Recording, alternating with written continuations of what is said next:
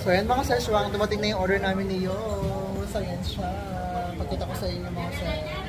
This guy is really grumpy. Ito guys, yung aming barbecue. Ayan. Tapos kayos yung chicken with the rice. And for me, rice and curry. Wow! Okay. Let's try. The old guy is really grumpy. He even don't really. Okay, how is it? Good. Really good? Mga saswang, try natin yung kanilang barbecue. It's like sour. No.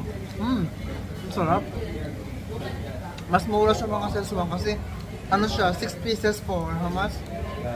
99,000 daw. Yes, last night we have 180.